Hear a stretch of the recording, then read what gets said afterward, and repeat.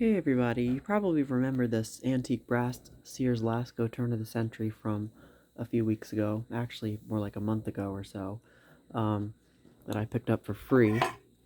Well, I'd mentioned in the video that it had been, the pull chain had been replaced. It originally was a 4-speed fan that they had replaced. The pull chain must have broken or something, and I don't know, something happened and they replaced it with a regular 3-speed pull chain, which is, as I mentioned, something that these people typically do, people that aren't knowledgeable in fans like people like me, and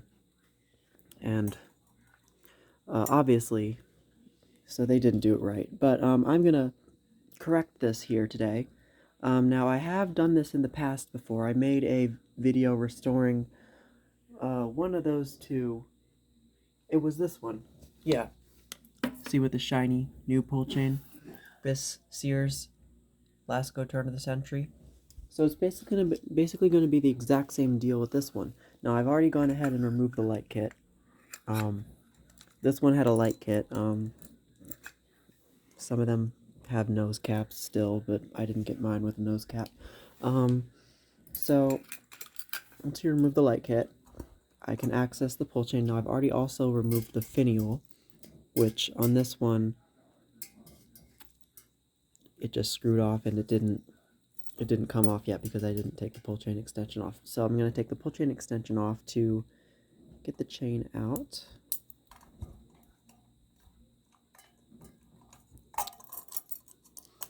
Okay. So now, got to go ahead, and the fun part is going to be trying to figure out which of the low speeds they used. Now, there are 4 speeds in this fan. They got it right for the most part. They got the L is common, 1, 2, and 3. I'm pretty sure 1 is high. 2 is definitely medium, no matter what, and 3 is low, most likely. So the fun part will be trying to figure out which low they use, because there's 2 lows. There's the regular low. I just realized I didn't have you guys in frame at all. There's the regular low, and then there's an aesthetic low. So this wire, I think I'd mentioned in my other video, my test video of this fan, that it seemed like it was the functional low that they were using, the low 1 speed. So yeah, I'm not going to take this off yet because there's something that I have to do first. So here's the new pull chain that I got, and it is a Zing Ear pull chain. It's a 4-speed 5-wire pull chain. It's the exact same model that I got for that one, except this one has a antique brass chain and finial.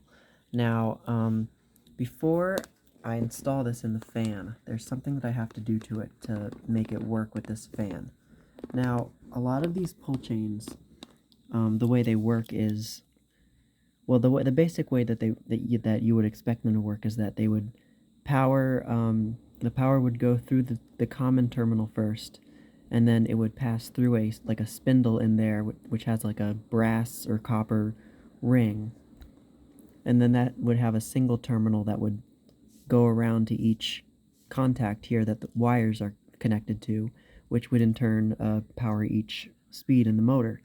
Now, for some reason, I don't know which companies do. I know Hunter does this, but I don't know which other companies do it. But they rely on capacitor speeds, and in that case, they need to have 2 or more terminals powered at once. So this one has the inner brass contact that I'd mentioned needs to be modified to get this one to work because I don't need those extra terminals in there. So I'm going to go ahead and take this one apart. Okay, well that only took me about 15 minutes to get apart because every time I would unsnap one of these clips, I would go to unsnap another one and that one would snap back in, so I ended up having to get like 3 screwdrivers. But yeah, I eventually got it off. So, and the other good thing about this is no matter which way, it will only go back on one way, so it doesn't matter like if you get it mixed up. So now I have to pull out the little inner spindle here. I'm going to use one of my little picks here.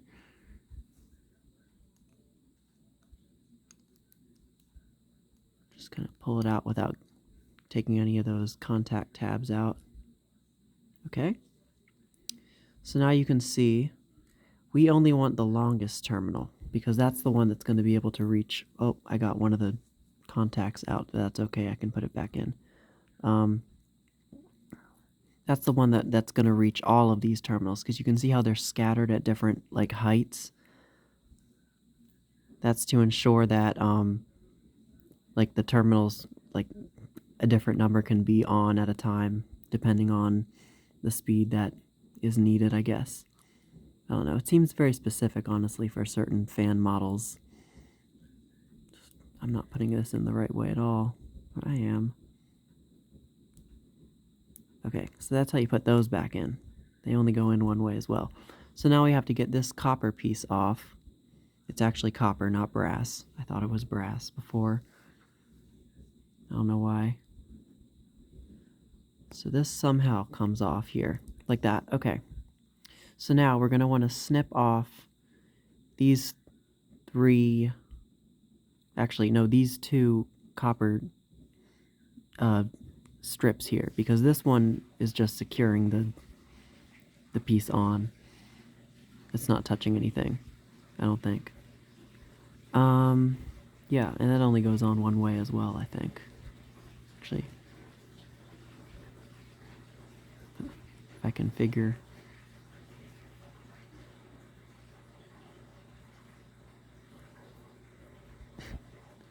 Okay. Yeah. Alright. Oh, I was putting it on upside down. Okay.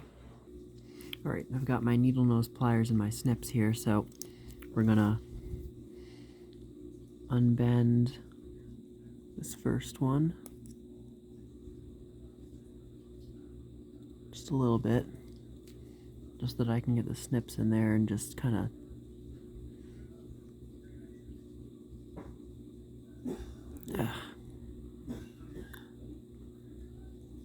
that was my dad coughing. He's a little sick right now. He's sitting down here. Okay, I think that got it off. Okay, yeah, there we go. Okay, that looks good enough. Just a little on the remaining on the top isn't that bad. Okay, and now we're going to unbend the second one.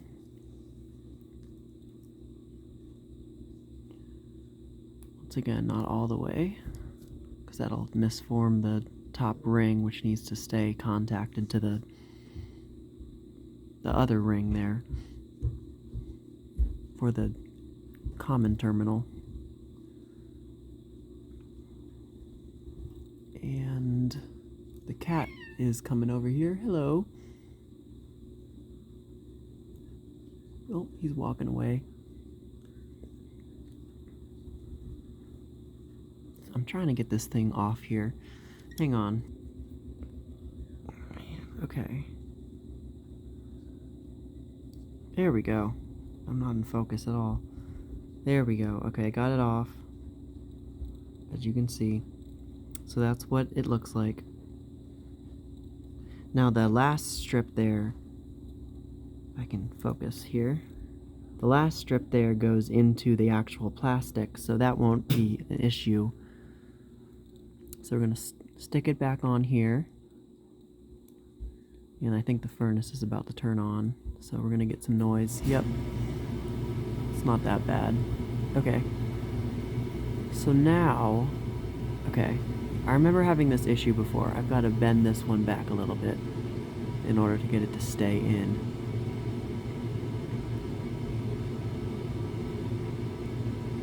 Okay, now it fits in snugly, you see? Okay, so now we can fit it back into the housing here.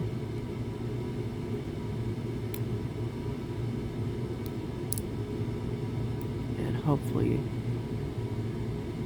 Did it come out? No, it didn't come out. Oh, it did come out a little bit. Okay. Oh, it did come out. It came out all the way. Okay. Let's try that again.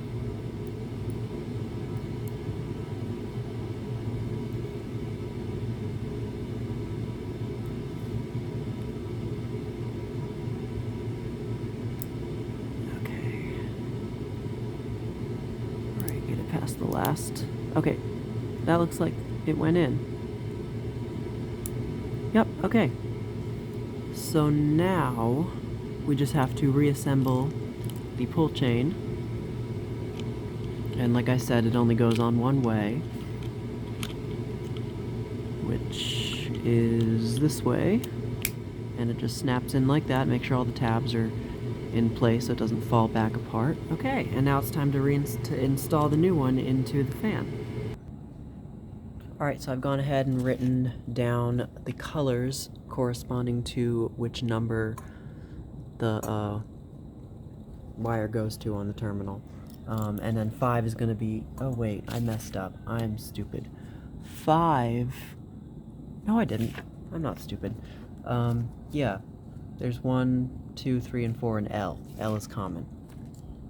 I just completely overthought everything for a minute there. Okay, so the only thing you need to get the wires out of the old pull chain is a single paper clip unbent like that, so the one tip of it is extended, and you insert it into the little slot where the wire goes into.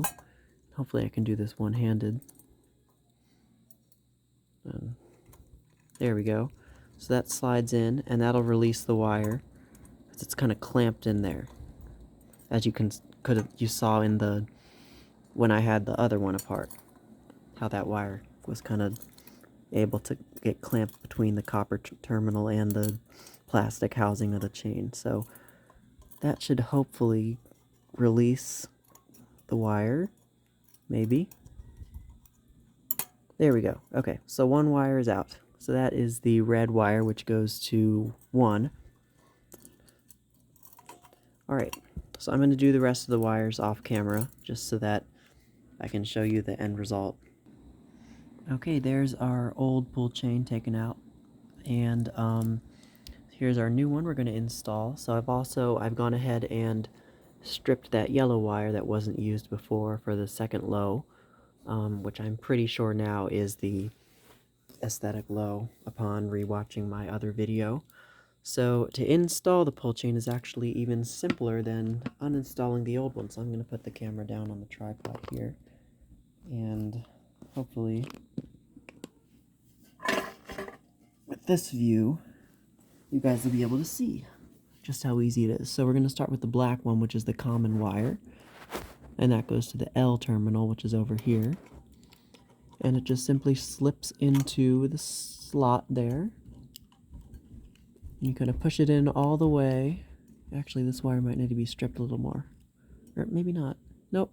Yep, pushes in all the way, and once it can't pull out, that's how you know it's in there all the way. And it's making good contact, because it's clamped into that copper terminal, like I was talking about. So then, 1 is red, and the 1 terminal is over here.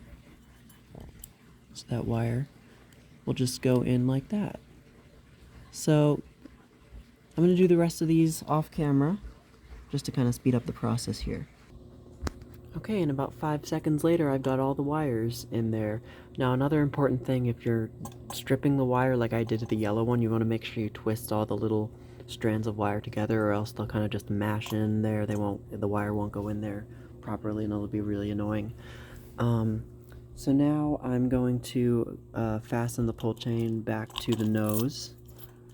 So stick the chain itself through the hole there, if I can get it. It's really hard to do one-handed. Okay, there we go. And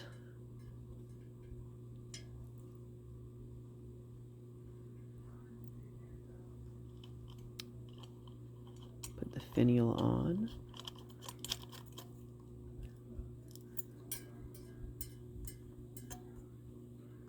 Okay, just tuck those light kit wires back in there for now.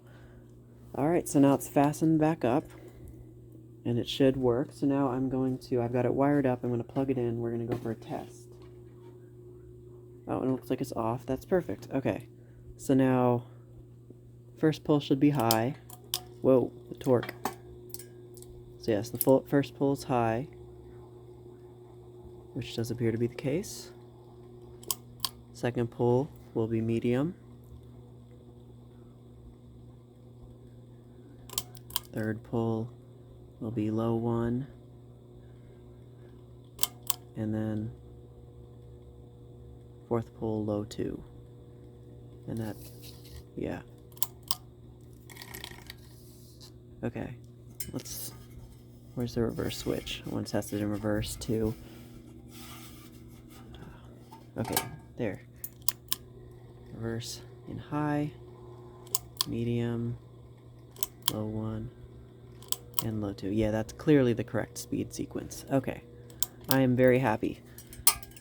So, once again, I have restored yet another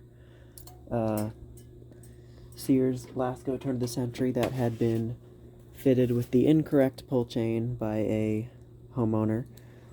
I've restored it back to its original factory 4-speed, and the whole cutting the little terminal in the inside of the pull chain, unless you have a new old stock pull chain, like an arcless chain like these originally used, you're just going to have to do that, because this is the only one that they offer, I think, unless there's another brand that makes 4-speed pull chains that I'm unaware of. And if that's the case, feel free to put any that you find in the comments. So that's it for this video. It's a little bit longer than I wanted it to be, but that's okay. So thank you for watching, and more to come.